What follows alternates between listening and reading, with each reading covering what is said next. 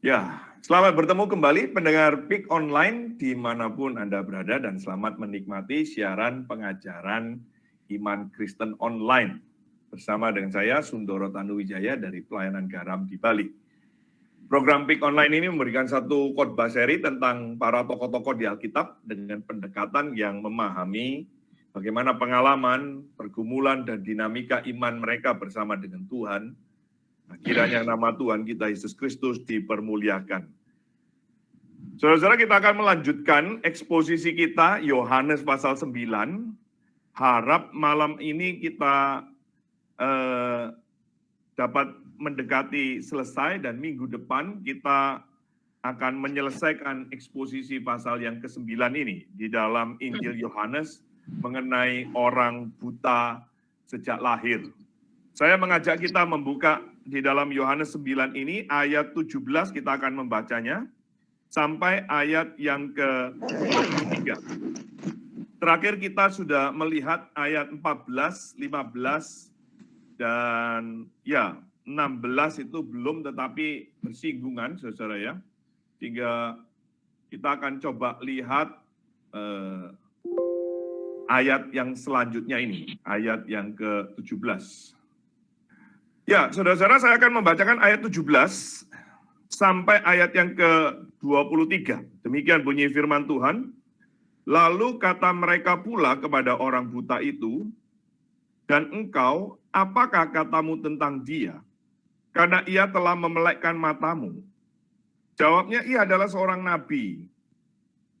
Tetapi orang-orang Yahudi itu tidak percaya bahwa tadinya ia buta dan baru dapat melihat lagi, sampai mereka memanggil orang tuanya dan bertanya kepada mereka, "Inikah anakmu yang kamu katakan bahwa ia lahir buta? Kalau begitu bagaimana ia sekarang dapat melihat?" Jawab orang tua itu, "Yang kami tahu ialah bahwa dia ini anak kami dan bahwa ia lahir buta. Tetapi bagaimana ia sekarang dapat melihat, kami tidak tahu, dan siapa yang memelekkan matanya, kami tidak tahu juga. Tanyakanlah kepadanya sendiri, ia sudah dewasa. Ia dapat berkata-kata untuk dirinya sendiri." Orang tuanya berkata demikian karena mereka takut kepada orang-orang Yahudi. Sebab orang-orang Yahudi itu telah sepakat bahwa setiap orang yang mengaku dia sebagai Mesias akan dikucilkan. Itulah sebabnya maka orang tuanya berkata, "Ia telah dewasa, tanyakanlah kepadanya sendiri." Pembacaan firman Tuhan sampai di sini, Bapak Ibu, saudara, mari kita masuk di dalam doa. Saya ajak kita berdoa. Bapa di dalam surga, terima kasih untuk waktu yang Tuhan anugerahkan kepada kami, sehingga kami sekali lagi boleh bersama-sama menggali, memahami, mengenal Tuhan melalui firman-Mu. Berkati setiap kami, berkati hamba-Mu yang Engkau tahu siapa dia, dan kiranya Tuhan munculkan iman, pengharapan, dan kasih kami saat kami memikirkan firman-Mu. Di dalam Kristus Yesus Tuhan kami memohon, kami berdoa. Amin. Saudara-saudara, kita sudah membahas mengenai orang buta sejak lahir ini. Saudara, ini pertemuan yang kelima. Harap pertemuan berikut kita bisa menyelesaikan eksposisi Yohanes pasal yang ke-9 ini. Orang buta sejak lahir ini menerima sentuhan karya Allah, menerima dan mengalami mujizat yang belum pernah terjadi sebelumnya.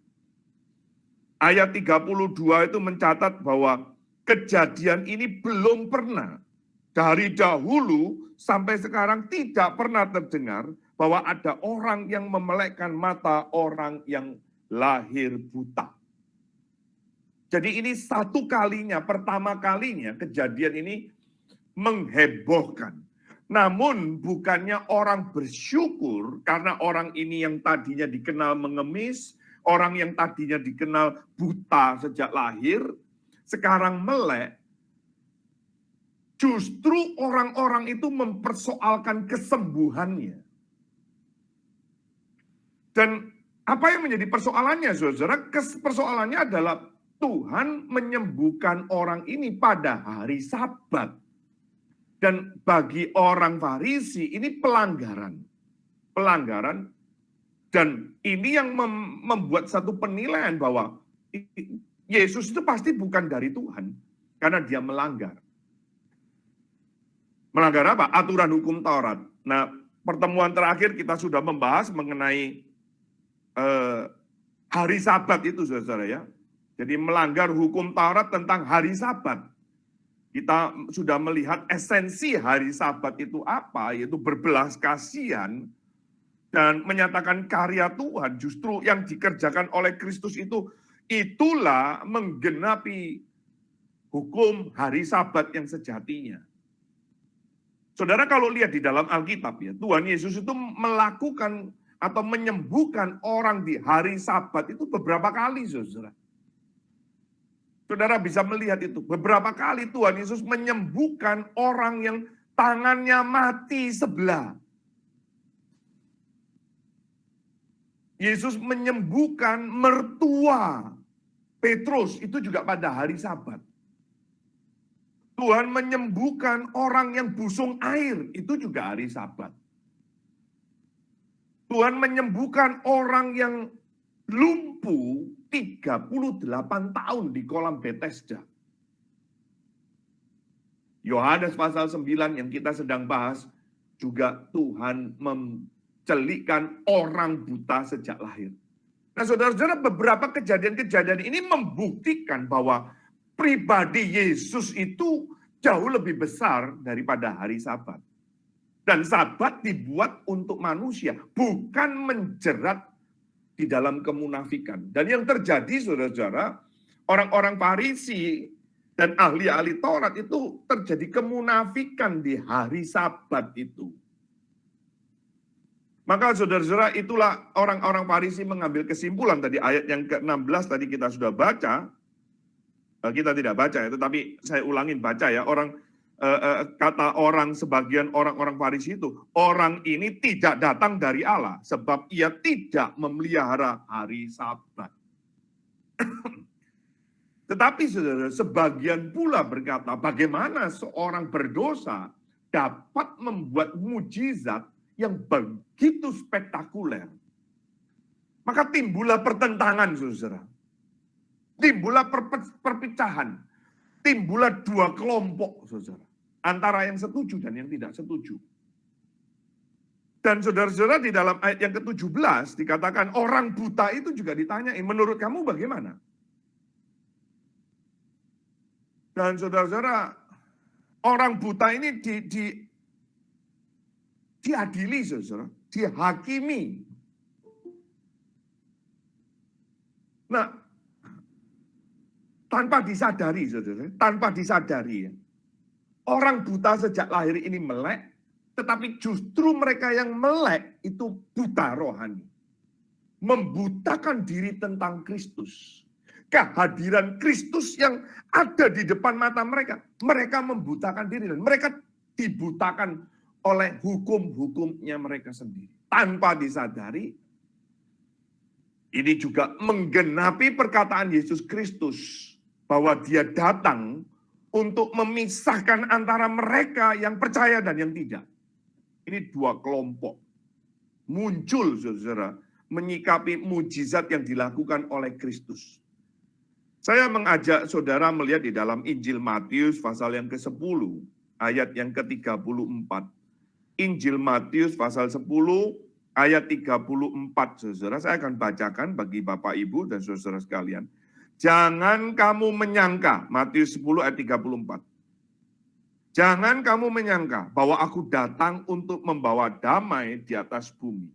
Aku datang bukan untuk membawa damai, melainkan pedang. Woi, kok begini? Ya. Ayat 35, sebab aku datang untuk memisahkan orang dari ayahnya, anak perempuan dari ibunya, menantu perempuan dari mertuanya. Dan musuh orang ialah orang orang seisi rumahnya.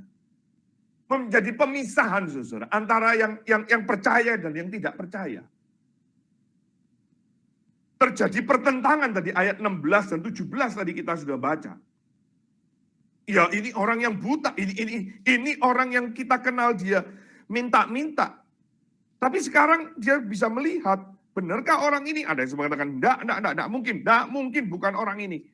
Karena yang menyembuhkan itu melanggar hari Sabat. Tapi sebagian mengatakan, ya inilah orangnya, ini orang yang kami kenal. Saudara-saudara, ada pemisahan. Bapak Ibu, saudara-saudara sekalian, ya, konsep pemisahan ini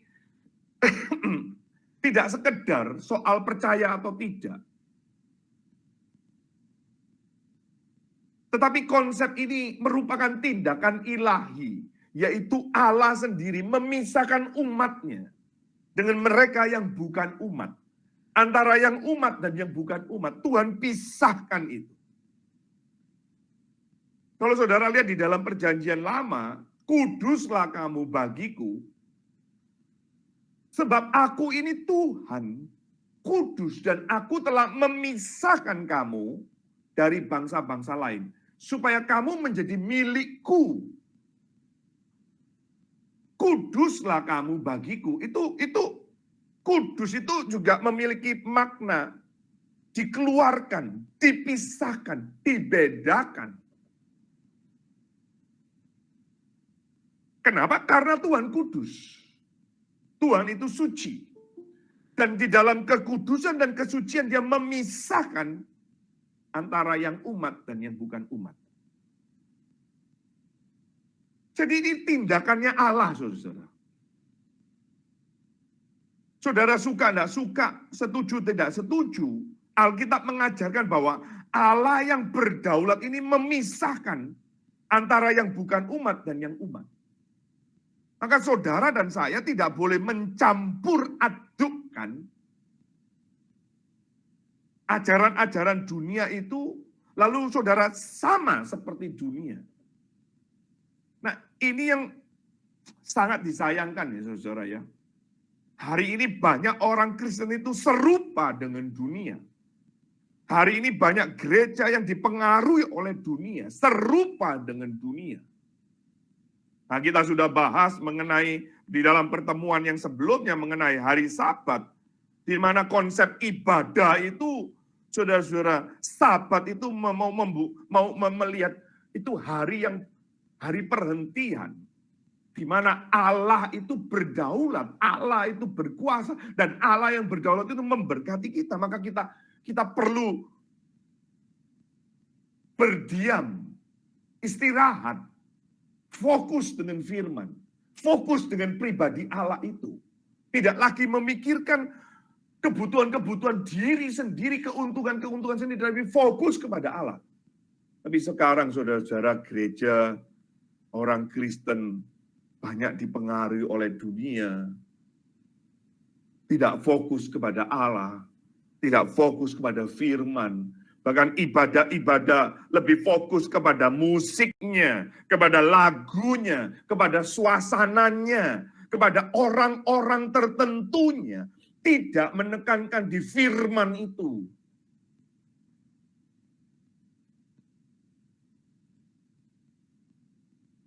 Saya berdoa kiranya peserta PIK online yang ada pada malam hari ini yang mengikuti dan saudara mungkin sebagai diaken, saudara sebagai pengurus, saudara majelis, saudara pendeta muda, vikaris, evangelis, saudara sebagai pengkhotbah. Mari tarik ibadah saudara, tarik kembali untuk fokusnya kepada firman. Dan kalau saudara juga ada yang bertugas sebagai pemberita firman, mari saudara-saudara, tariklah fokus firman saudara itu bukan tentang diri, bukan tentang siapa saya, tetapi memperkenalkan siapa Allah kita kepada jemaat. Menghadirkan hadirat Allah itu. Menghadirkan dan memperkenalkan Allah yang berdaulat, yang memberkati umatnya. Sehingga umat itu memiliki kegendaran. Nah saudara-saudara, Saudara bertanya, wah loh kok Tuhan yang memisahkan ya? Tuhan kayaknya pilih-pilih kasih gitu ya. Anak-anak tiri, ada anak emas gitu, ada anak perak, ada anak perungu gitu ya. Bukan saudara, bukan. Lalu ada orang mengatakan, loh kalau gitu ya saudara, ini Tuhan itu tidak adil loh. Tuhan itu tidak adil ya. Kenapa Tuhan pilih itu, kok tidak pilih ini? Kenapa Tuhan pilih dia, kok tidak pilih mereka? Kenapa Tuhan pilih aku enggak dia? Atau pilih dia kok enggak aku? Ini enggak adil. Ini enggak adil. Saudara-saudara menjadi lucu ya saudara-saudara ya. Manusia yang dirinya sendiri tidak bisa adil dengan dirinya, lalu menuduh Allah itu tidak adil. Manusia yang dirinya sendiri tidak bisa menilai diri sendiri dengan objektif, lalu mengatakan Allah itu tidak adil. Lucu sekali, saudara. Saudara dan saya ini banyak ketidakadilan. Saudara dan saya banyak salah menilai. Lalu saudara mengatakan Allah tidak adil. Bagaimana mungkin? Yang kedua, saudara-saudara, Allah yang tidak adil. Bagaimana? Saudara belum melihat Allah itu selesai bekerja, kok saudara mengatakan Allah tidak adil. Jikalau saudara melihat ada orang yang sedang membuat bejana tanah liat, seorang penjunan yang sedang membuat tanah liat, guci gitu, atau bejana apapun itu yang dia sedang buat, lalu saudara mengatakan tidak adil. Kenapa tanah itu dibuang? Kenapa tanah itu tidak dipakai? Kenapa tanah itu yang dipakai?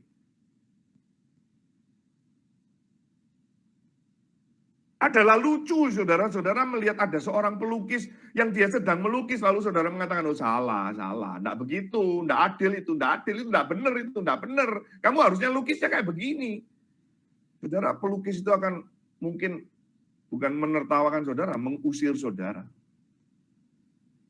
Bagaimana mungkin manusia menuduh Allah tidak adil karena memilih sebagian dan tidak memilih sebagian?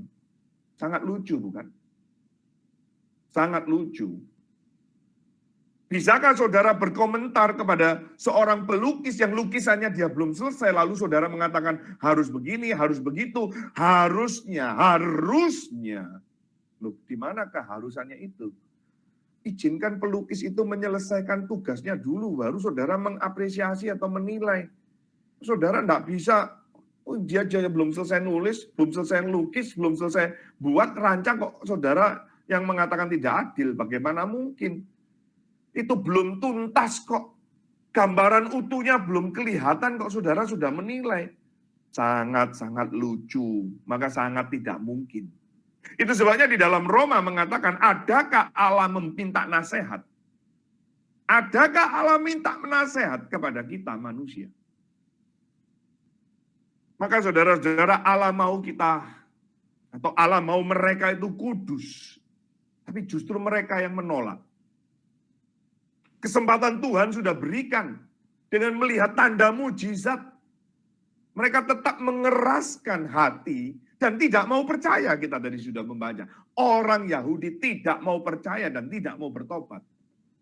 Allah sudah beri kesempatan. Allah sudah memberi kesempatan. Apakah Allah boleh dikatakan tidak adil?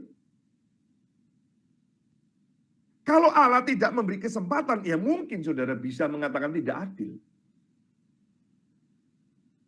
Baik yang dipilih maupun yang tidak dipilih, baik yang dipisahkan maupun yang dibiarkan oleh Allah, sama-sama diberi kesempatan untuk hidup. Sama-sama diberi kesempatan mendengar Injil. Kalau kita lihat konteks ini, sama-sama menyaksikan orang buta ini sejak lahir. Tapi ada juga yang tidak mau percaya. Sama-sama lihat mujizat, tapi tetap tidak mau percaya. Maka saudara-saudara, kalau ini bukan pemisahan yang ilahi, lalu apa? Lalu apa? Nah, menariknya saudara-saudara, kita maju ayat yang ke-17 dikatakan, lalu mereka tanya itu kepada orang buta itu, dan engkau apakah katamu tentang dia? Karena ia telah memelekkan matamu. Orang buta ini menjawab, dia adalah seorang nabi. Ini nabi. Nabi itu orang yang diutus oleh Allah. Nabi itu datang atas nama Allah. Otoritasnya Allah. Nabi datang membawakan pesan dari Allah. Nah, orang-orang Farisi mencoba melakukan investigasi kepada orang buta ini, saudara, untuk mencari kesalahan Tuhan Yesus. Ini hanya pengganggu saja. Dan ingat ya, saudara ya, fokus utamanya bukan di mereka, tapi mereka hanya mengganggu. Orang-orang Farisi ini hanya mengganggu, mencari-cari kesalahan. Tapi sejujurnya, sejatinya, dia itu buta. Mereka buta. Buta, saudara. Kebaliknya orang yang dikenal buta sejak lahir, ini melek. Dan dia melihat, ini nabi ini. Sosok Kristus adalah sosok yang diutus oleh Allah. Dan saudara, kita bersyukur mengenal Injil. Kita mengenal Kristus itu adalah yang diutus oleh Allah. Dia anak Allah sendiri yang datang masuk di dalam sejarah manusia. Dia adalah pribadi Allah itu sendiri. Dan orang buta ini pengenalannya bertumbuh, saudara. Dia mengatakan dia adalah seorang nabi. Saudara, ini pengenalan yang berprogres, saudara. Progres. Orang Farisi mempelajari firman, mempelajari hukum, tapi tidak berprogres imannya. Mereka mempelajari, tetapi mereka justru buta terhadap Kristus. Orang buta sejak lahir ini dia melek, dan dia mengenalnya sebagai nabi yang diutus dari Tuhan. Maka saudara-saudara, pengenalan orang buta yang dicelikkan ini meningkat. Dia lain nabi yang diutus dari Tuhan. Kalau dulu sebelumnya mendengar saja, dia cuma mendengar karena dia tidak bisa melihat. Dia mendengar karena dia memang buta. Dia hanya mendengar. Saudara tadi baca di ayat sebelumnya, dia mendengar ada Kristus. Imannya bertumbuh. Bapak, Ibu, dan saudara-saudara sekalian ya. Ada orang yang membaca buku yang sama, Alkitab, kitab yang sama. Ada orang yang membaca akhirnya dia muncul iman. Tetapi ada orang yang membaca dia mengatakan, apa ini dongeng ini? Apa ini ya? Apa ini? Makin dibutakan, saudara. Makin dibutakan.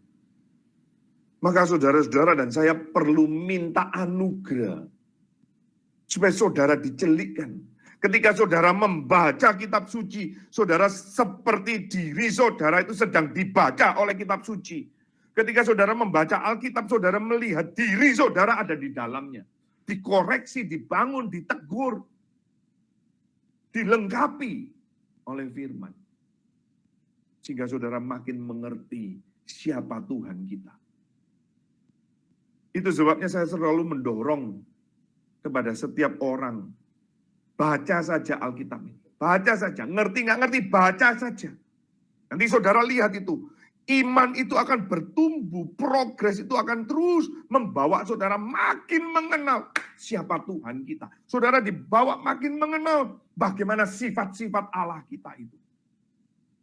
Sehingga saudara dan saya nggak sembarangan. Nggak sembarangan.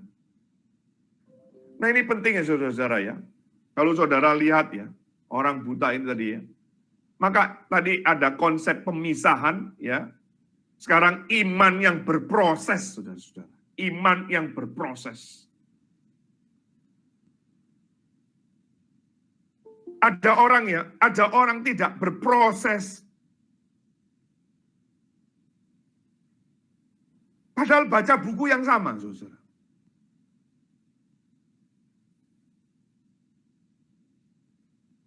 Bagaimana? Apa salahnya ya? Karena saudara tidak melibatkan Tuhan. Libatkan Tuhan. Mintalah anugerah itu. Celikkanlah mataku ya Tuhan. Supaya aku bisa melihat bahwa firman-Mu itu pelita. Firman-Mu itu kekuatan di dalam hidup. Sebaliknya saudara ya. Orang-orang Farisi itu ribut. Mempersoalkan meleknya orang ini. Mempersoalkan mujizat. Dan orang buta ini mengalami pencobaan yang pertama, saudara. Dia memang bertumbuh, tapi dia mengalami pencobaan. Apa pencobaan yang pertama? Tantangan yang pertama apa yang dialami dalam hidupnya? Yaitu apa? Ricu-riuhnya di dalam gereja. Di dalam sinagog sendiri. Di dalam pertentangan antara orang-orang Farisi dan banyak orang yang tadi sudah dipisahkan tadi itu, saudara. Orang-orang yang tidak dapat melihat Kristus di dalam gereja. Seperti orang-orang Farisi. Saudara-saudara, jangan kaget ya. Tidak tentu orang yang di dalam gereja itu bisa melihat Kristus sebagai Tuhan. Ada orang yang di dalam gereja cuman bikin masalah saja. Sehingga membuat keributan-keributan di dalam gereja. Mempersoalkan hal-hal yang remeh-temeh, yang tidak mutlak, dimutlakkan. Yang mutlak, direlatifkan. Yang harusnya dipersoalkan, tidak dipersoalkan. Tapi yang adanya itu persoalan yang sejati tidak ada penyelesaian. Akhirnya ribut, energinya habis di situ. Nah, saudara-saudara dengar baik-baik.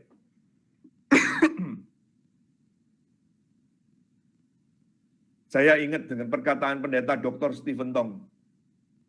Gereja yang tidak menginjili. Biasanya gereja itu akan ribut di dalam.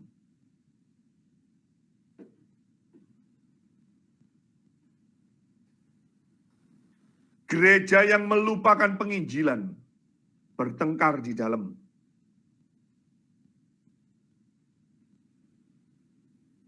Tetapi jangan lupa, jangan sampai kita akhirnya, oh kalau gitu sudah, penginjilan terus. Saudara-saudara, antara penginjilan dan pengajaran harus seimbang. Doktrin dan penginjilan harus, itu seperti tulang dan daging. Kalau saudara tulang tok, tidak ada daging, itu serem. Kerangka saja. Nggak ada daging, itu serem. Sebaliknya saudara daging, tidak ada tulang. Tidak ada pendirian. Gembur. Saudara tidak ada tempat untuk berdiri tegak. Maka penginjilan dan pengajaran ini penting. Harus dilakukan seimbang dan tidak mudah. Tidak mudah.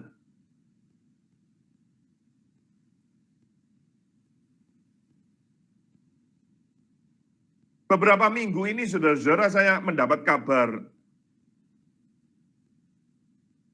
dari anak binaan saya. Adiknya pindah ke seberang. Meninggalkan iman Kristen. Gara-gara apa? Tidak mengerti Allah Tritunggal. Bapaknya majelis, mamanya juga aktivis, kakaknya aktivis. Tapi adiknya akhirnya pindah ke seberang. Gara-gara Allah Tritunggal. Ujung-ujungnya gara-gara pacar. Dan akhirnya diserang di bagian Allah Tritunggal. Maka ini memacu diri saya untuk mengajar Allah Tritunggal kepada anak-anak mahasiswa, kepada anak-anak saya. Saya harus ajar mereka Tritunggal dengan lebih kental lagi. Lalu kami bincang-bincang. Kalau begini ya, sampai ada yang menyeberang, ini bukan hal yang pertama kali. Sebelumnya ada lagi. Dia pengurus di salah satu gereja, dia di bagian remaja. Tapi karena pacar akhirnya nyebrang ke toko sebelah. Saudara-saudara,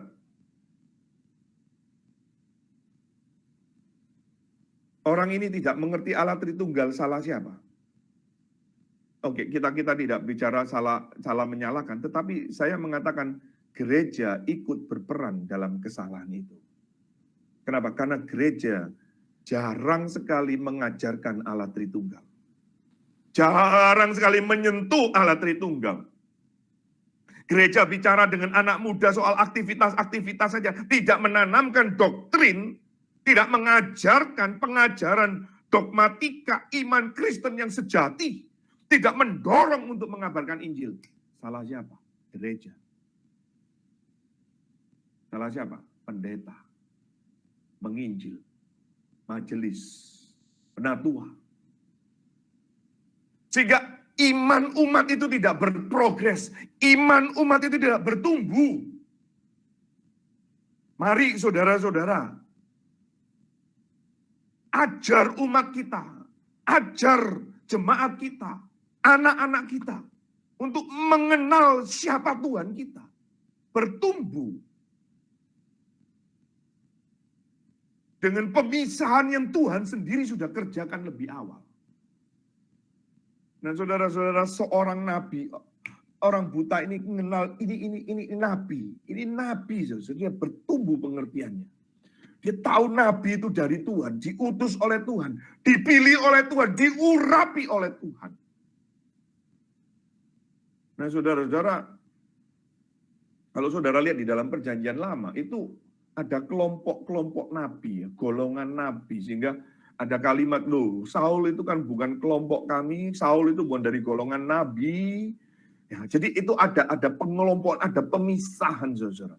Jadi tidak sembarangan orang itu mengklaim dirinya nabi. Ada konfirmasi, ada pelantikan, ada urapan. Melalui tanda-tanda ajaib itu ada konfirmasi. Nah bisa saudara-saudara ada orang yang tiba-tiba mengklaim dirinya dapat penglihatan lalu mengklaim dirinya nabi. Ada yang mengklaim dirinya nabi, saksinya siapa? Tidak ada. Lalu aku langsung ketemu dengan Tuhan. Lalu ya sudah, akulah nabi. Saksinya siapa? Buktinya apa? Konfirmasinya siapa? Siapa yang melantik? Tidak jelas.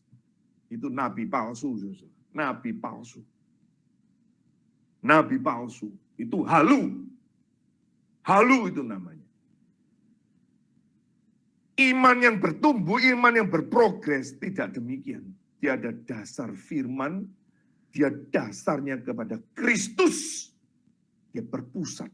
Mengenalkan Kristus itu penting sekali, saudara, bertumbuh. Kita maju, saudara, ya, ayat yang ke-18. Orang-orang Yahudi itu tidak percaya bahwa tadinya ia buta dan baru dapat melihat. Sampai mereka panggil orang tuanya, saudara. Panggil orang tuanya, cari konfirmasi.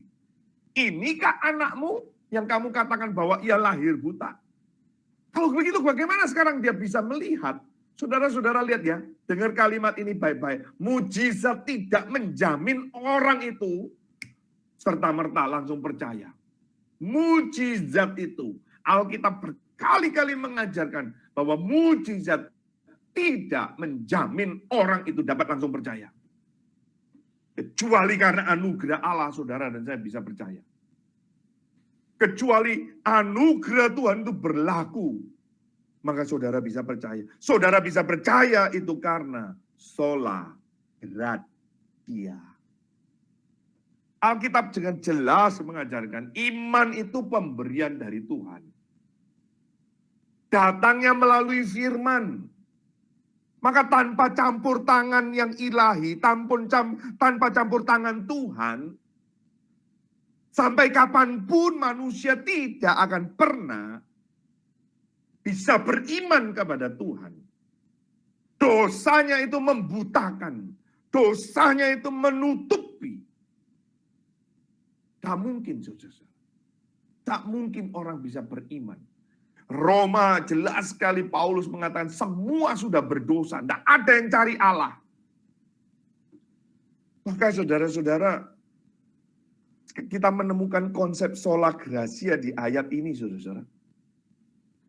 Bahkan saudara-saudara, orang yang terdekat itu loh, saudara. Orang yang terdekat pun memberikan konfirmasi, dipanggil. Siapa itu? Orang tuanya. Betulkah anakmu ini? Iya, betul. Kalau gitu dia bagaimana bisa melihat? Dia yang kami tahu dia ini dulu buta. Yang kami tahu ini. Saudara lihat ya, ketidakpercayaan orang Yahudi mencari otoritas dari orang yang paling dekat itu, yaitu siapa? Orang tuanya. Dia tidak percaya loh, saudara. Kan harusnya ya, idealnya saudara, setelah dia panggil orang tuanya, oke ya, kalau gitu kita percaya. Oh Tuhan, enggak, saudara, enggak. Saudara lihat ya, maka saudara jangan mencari mujizat ya. Jangan mengandalkan mujizat. Mintalah anugerah Tuhan itu berlaku di dalam hidupmu dan hidupku. Sehingga saudara bisa percaya. Saudara jangan mengagung-agungkan,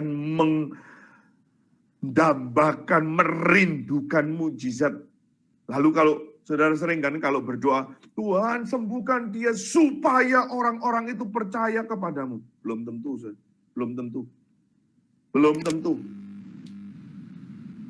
Saudara sudah merintah-merintah Tuhan untuk sembuhkan, lalu saudara pikir dengan mujizat dia sembuh, lalu dia bisa percaya.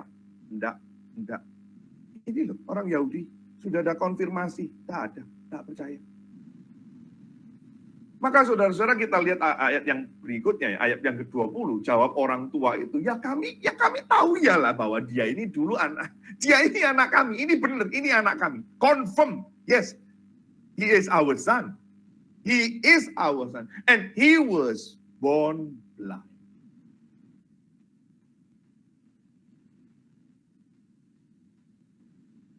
Tetapi kenyataannya bukan lebih terkonfirmasi kan. Kenyataannya bukan lebih memastikan, justru ngepir kan. Mendal kan. Apakah membuat orang Yahudi percaya? Tidak. Nah saudara-saudara kita belajar di sini, Alkitab mengajarkan kepada kita ya saudara ya. Ada dua macam iman saudara. Ada dua macam iman. Iman itu pemberian dari Allah. Ini bukan hasil usaha, jasa saudara. Enggak, iman itu pemberian dari Tuhan. Itu kasih karunia Allah.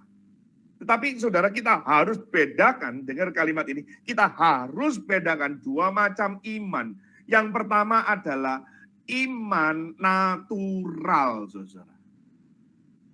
Iman natural. Apa itu iman natural? Ya,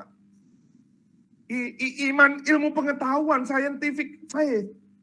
Saudara setelah adakan praktikum ini, cobaan itu, diadakan pencobaan, oh terjadi, benar kan? Iya benar.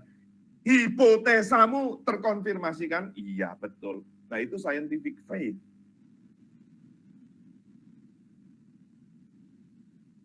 Lalu saudara percaya.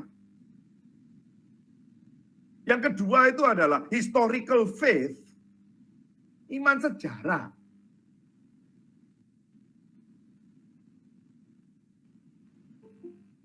Indonesia merdeka kapan? 17 Agustus 1945. Itu sudah tercatat di sejarah.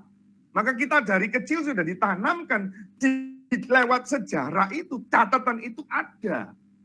Maka saudara akhirnya percaya. Iya. Saudara dari mana engkau tahu kalau ini papa mamamu? Oh iya, ada aktenya Sundoro. Iya, itu akte itu membuktikan dan ditulis. Setelah lahir anak ini, tanggal ini, jam ini, dari pasangan ini, namanya ini. Itu akte secara historical masuk.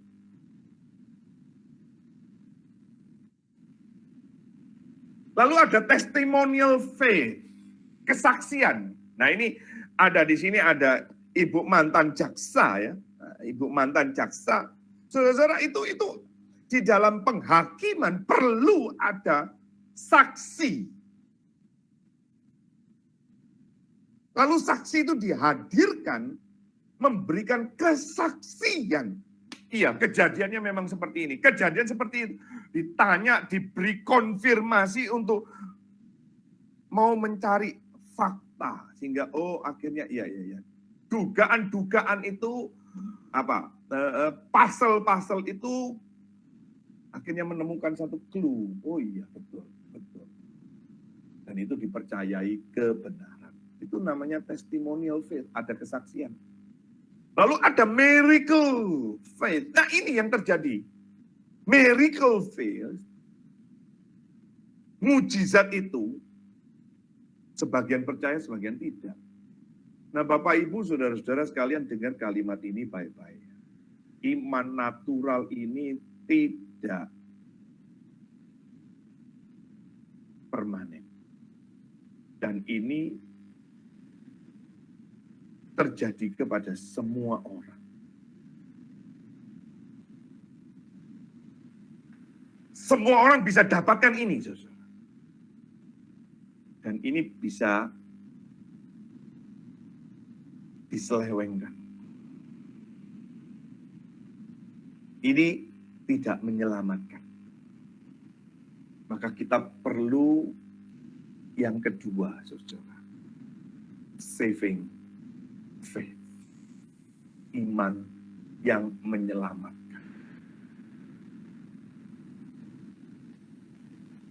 Objek iman kepada Kristus. Hanya kepada Kristus, dan itu diberikan hanya kepada umat pilihannya. Inilah yang menyelamatkan. Maka saudara-saudara ya, saya lihat itu di YouTube banyak sekali saudara. Ada kesaksian artis ini, saya juga sering dikirimin, hampir tiap hari saya dikirimin. Ada teman itu TikTok itu, kesaksian si A, si B, artis A, artis C. Saudara-saudara, saya tidak anti ya kesaksian. Tetapi kalau saya mengerti itu hanya testimonial faith. Lalu ada orang ini sakit disembuhkan, sakit itu bisa terjadi semua orang kok. Tidak harus Kristen. Itu terjadi di tempat toko-toko sebelah, tetangga-tetangga sebelah juga ada. Tidak harus Kristen. Tidak harus Kristen. Dan ini tidak permanen, bisa berubah. Dulu yang sakit disembuhkan, waktu sakit lagi bagaimana? Dulu kesulitan ditolong, waktu nggak ada pertolongan bagaimana? Apakah kesaksiannya bisa masih tetap? Apakah betul kesaksiannya itu pure seperti yang terjadi? Dia jujur sampaikan persis seperti yang terjadi? Atau ada make-up, ada bumbu-bumbu, ada rekayasa tersendiri? Saudara tidak pernah tahu kan? Tidak pernah tahu. Maka saudara-saudara kita perlu ya firman untuk memunculkan iman yang menyelamatkan. Nah kalau objek iman saudara salah, dan saudara tidak mengalami anugerah Tuhan, sampai kapanpun saudara tidak akan masuk di dalam wilayah saving faith. Ini pemberian dari Tuhan. Bersyukur kalau saudara bisa mengerti Kristus. Bersyukur kalau saudara dan saya bisa menaruh iman itu kepada Kristus. Sehingga melihat Kristus yang diutus dari Tuhan, yang dari Tuhan. Ada orang yang melihat Kristus justru memaki-maki dan mencaci maki Yesus Kristus. Sampai hari ini. Sampai hari ini. Dia tidak mau percaya. Tidak mau percaya. Menarik ya. Menarik. Kita lanjut saudara ya. Ayat 21 sampai 22. Orang tuanya ditanya, bagaimana? Ini benar anakmu? Iya benar anakmu. Dan ini kami tahu dia dulu lahir buta, sekarang melihat. Lalu bagaimana? Ya, bagaimana sekarang dia dapat melihat? Ya kami nggak tahu, kami waktu itu nggak tahu. Dia biasa mengemis kok. Dia biasa keluar rumah ngemis. Oh, karena dia buta, dia tidak ada kerjaan, jadi dia ngemis-ngemis. Itu yang kami tahu. Selanjutnya ya, saya nggak tahu dia sudah dewasa. Kamu tanya aja, kamu tanya. Kenapa? Saudara-saudara, orang tuanya pun sebetulnya sedang mencuci tangan, mau melepaskan tanggung jawab. Kenapa? Karena ada catatan. Dia takut dengan orang-orang Yahudi. Dia takut dengan orang banyak. Ada tekanan kelompok, saudara. Maka kita menemukan di sini, saudara, ada peer pressure. Peer pressure itu tekanan kelompok dan karya Allah. Saudara-saudara, Bapak Ibu, saudara dimanapun Anda berada ya. Natur keberdosaan manusia itu membuat tekanan kelompok itu memiliki pengaruh yang kadang-kadang, bukan kadang-kadang, seringkali saudara, tekanan kelompok itu pengaruhnya lebih kuat daripada rasa takut kepada Allah.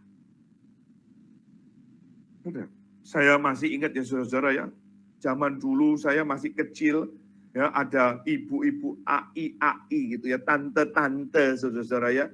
Kalau dia ke gereja itu karena dia malu, tetangga-tetangganya bukan Kristen, lalu dia waktu sebelum ke gereja dia bungkus itu Alkitabnya saudara, dengan kantongan, dengan apa segala, dia bungkus supaya tidak tahu bahwa dia sedang ke gereja. Karena apa? Dia malu.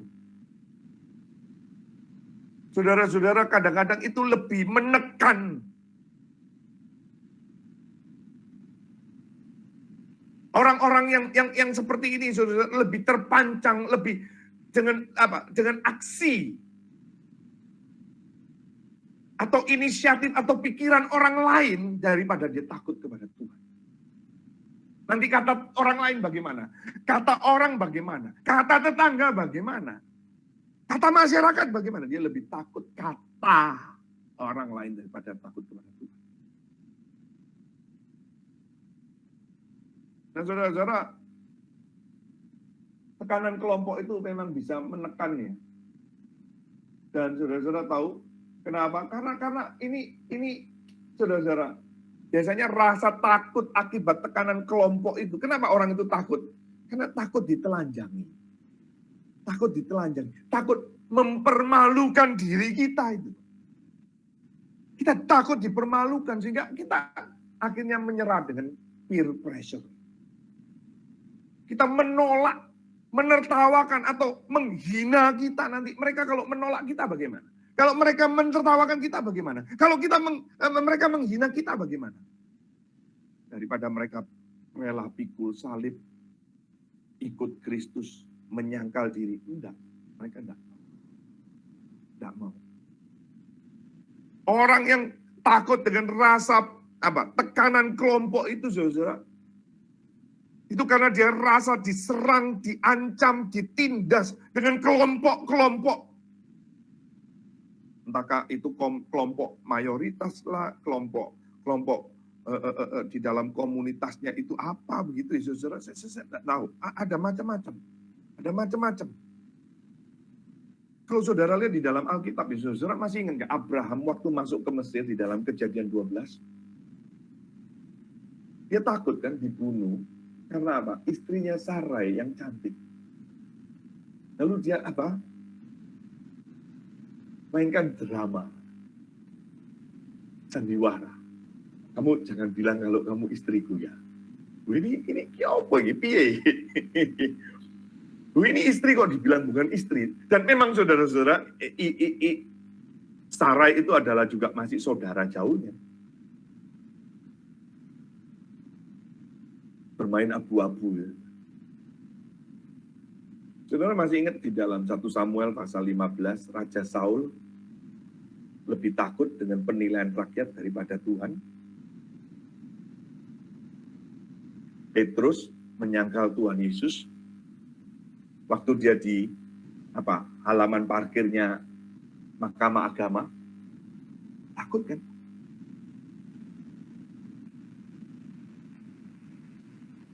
Jadi dasar tekanan kelompok itu dapat mempengaruhi kita. Apalagi anak-anak yang remaja. Saudara. Anak-anak remaja itu paling takut. Anak-anak remaja, pemuda itu takut kalau kelompoknya tidak mau menerima dia. Maka dia harus pakai anting, dia harus pakai tato, dia harus merokok, dia harus naik kendaraan tertentu, dia harus punya handphone merek tertentu. Baru diterima oleh kelompoknya, baru dia menerima mengalami acceptance, penerimaan di dalam kelompok, dan itu merasa dia aman. Saudara, Amsal Soleman 29 ayat 25 katakan, takut kepada orang mendatangkan jerat, tetapi siapa percaya kepada Tuhan dilindungi. Jadi ketidakpercayaan manusia kepada Allah itu merupakan pemberontakan atau perlawanan mereka kepada Allah. Maka tanpa intervensi Allah, sekali lagi, sampai kapanpun manusia tidak akan pernah dapat percaya kepada Allah di dalam Kristus.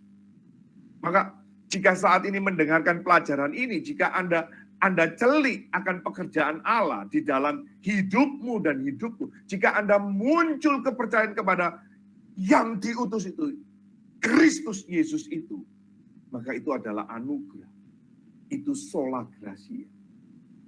Dan kalau saudara percaya betul-betul tekanan itu terjadi, saudara tidak akan getar. Saudara tidak akan melepaskan apa yang sudah Tuhan nyatakan di dalam diri. Maka saudara-saudara ya, kita melihat ya, ada berbagai macam cara manusia mengenal Allah. Saudara ya. Saya mengambil pikirannya Abraham Kuyper, saudara. Seorang teolog, seorang Kristen yang sangat baik di Belanda. Dia pernah menjadi Perdana Menteri Belanda. Ya, seorang hamba Tuhan, dia juga seorang pendeta. Kuyper mengatakan, ya saudara, beberapa cara manusia mengenal Allah, saudara. Yang pertama ya, tidak boleh mengabaikan cara-cara yang lama dan tidak benar bahwa cara lama itu lebih rendah daripada cara yang baru. Nah, dia menyebutkan adalah historical approach. Bukti sejarah itu penting. Di dalam mengenal Allah itu saudara tidak boleh mengabaikan historical background. Yang mana sudah terbukti. Maka kalau ada pendeta yang mengatakan, nggak usah baca buku-buku teolog-teolog itu. Nggak usah baca buku-buku yang lama itu. Kamu baca Alkitab saja. Hati-hati, itu kesombongan. Itu dia sedang mengabaikan historical approach. Dia sedang mengabaikan sisi historisnya itu, saudara. Nah, Alkitab itu, saudara-saudara, diturunkan dan kita sudah mewarisi itu sudah ribuan tahun. Maka kita perlu juga melihat bapak-bapak gereja. Kita perlu memikirkan dan meneliti dari mana datangnya. Sehingga bapak-bapak gereja itu meyakini bahwa itu firman Tuhan. Itu kita perlu, saudara. Dan Alkitab juga mengajarkan di dalam perjanjian lama untuk itu umat Tuhan ditekankan untuk berulang-ulang mengajarkan kepada anaknya. Diulang lagi. Untuk apa? Supaya mengingat bagaimana tangan Allah yang perkasa itu membebaskan umatnya dari perbudakan Mesir. Itu disuruh mengulang lagi. Itu jangan sampai menghilangkan sisi historis. Ya, jangan sampai saudara menghilangkan sisi historis. Di masa PB Tuhan Yesus pun sempat dicurigai dengan ajarannya yang baru. Dalam Markus pasal 1 ayat 27, saudara, dikatakan semua takjub sehingga mereka memperbincangkannya. Karena apa? Apa ini? Suatu ajaran barukah? Ia berkata-kata dengan kuasa roh. Dan roh-roh jahat pun diperintahnya dan mereka taat kepadanya. Ini orang berwibawa, berotoritas. Tapi kalau saudara lihat, Kristus tidak pernah lepas dari historis. Dari sejarah perjanjian lama. Jadi penting ya saudara ya. Ini penting. Yang kedua saudara, cara manusia mengenal Allah itu pengenalan yang kognitif secara logika. Dan saudara-saudara, kalau saudara mengenal Allah, beriman itu tidak mengabaikan logika. Beriman tidak mengabaikan rasio. Maka saudara tidak bisa juga abaikan rasio saudara. Pokoknya percaya, beriman saja. Tidak bisa saudara. Karena manusia dicipta serupa dan segambar Allah, kita punya logik, rasio. Allah itu kebenaran, maka ada ordo, ada order, ada kebenaran, ada sistematika, ada penganalisahan, itu tidak bisa dilepas, saudara. Maka dasar-dasar teologi, dasar-dasar doktrin, itu jangan diabaikan, saudara. Jadi cara mengenal lewat rasio itu juga penting. Tetapi jangan berhenti di sini. Jangan berhenti di sini.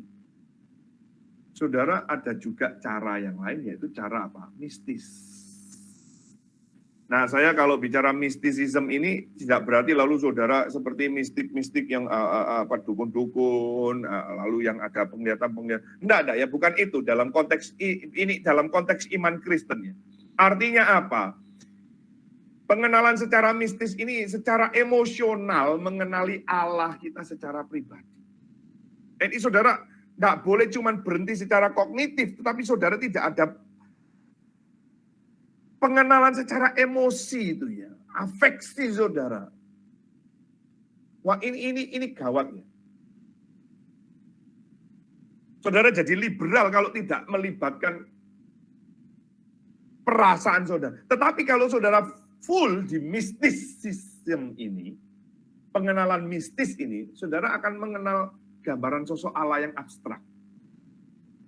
Jadi saudara, cara mengenal ini saudara lihat ya, kalau ini saya pisahkan ya.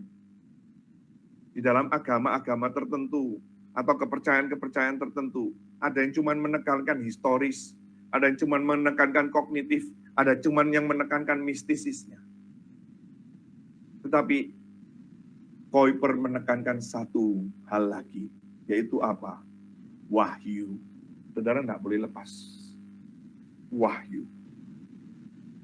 Yaitu melalui firman Tuhan. Ajaran kebenaran. Saudara tidak bisa mengenal Allah tanpa firman Tuhan.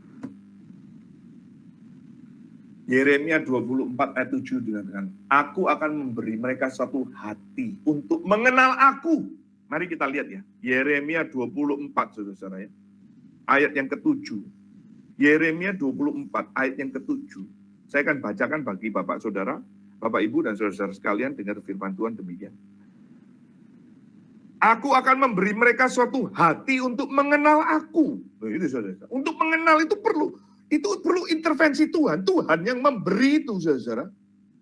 Untuk mengenal aku yaitu bahwa akulah Tuhan. Mereka akan menjadi umatku dan aku ini menjadi Allah mereka. Sebab mereka akan bertobat kepadaku dengan segenap hatinya. Saudara perhatikan ya, aku akan memberikan satu hati. Saya lanjut pasal 36. Yehezkiel 36 ya. Ayat yang ke-26 sampai ayat yang ke-27. Demikian firman Tuhan.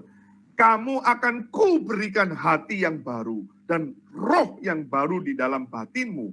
Dan aku akan menjauhkan dari tubuhmu hati yang keras. Dan akan kuberikan kepadamu hati yang taat. Rohku akan kuberikan diam di dalam batinmu. Dan aku akan membuat kamu hidup menurut segala ketetapanku. Dan tetap berpegang pada peraturan-peraturanku dan melakukannya. Jadi saudara lihat ya. Kalau nggak tanpa intervensi Tuhan, tak mungkin saudara bisa percaya. Maka saudara dan saya perlu firman. Saudara tidak bisa lepas dari Alkitab. Saudara kalau hanya baca buku-buku lain, saudara akan liar. Saudara mungkin menguasai secara historis. Saudara mungkin secara rasio akan kuat. Atau mungkin saudara mistis, tetapi liar. Allahnya abstrak. Itu imajinasi saudara sendiri. Tetapi saudara dan saya tidak boleh lepas dari firman. Maka jangan heran ya menghadapi orang-orang yang belum lahir kembali. Itu sulit diperkenalkan tentang Kristus. Mereka masih buta, saudara. Mereka masih buta. Dan saudara-saudara, ada juga orang yang mengaku sudah lahir kembali. Sudah di gereja. Tapi sulit diajak untuk mengenal dan mengasihi Kristus Yesus. Itu sebabnya Tuhan Yesus meludah ke tanah lebih dahulu. Dia ludah itu. Sekali Sekali lagi ya saudara, ini hanya metode cara menunjukkan kekuasaannya. Tetapi ini juga saudara, ini mau menggambarkan juga saudara perlu kelahiran kembali. Karena saudara dan saya dicipta dari bahan tanah liat itu.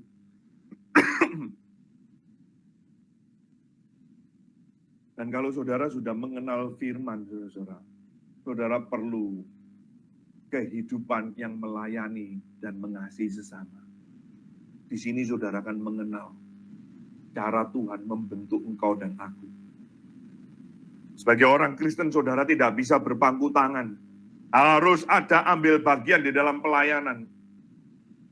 Karena itu bentuk, wujud saudara mengasihi Tuhan dan mengasihi sesama. Melayani Tuhan dan melayani sesama. Tidak bisa. Tidak bisa saudara lalu tidak ambil bagian apa-apa. Saudara-saudara, di dalam Yohanes pasal 13 Tuhan mengatakan, aku memberikan perintah baru kepada kamu, yaitu supaya kamu saling mengasihi.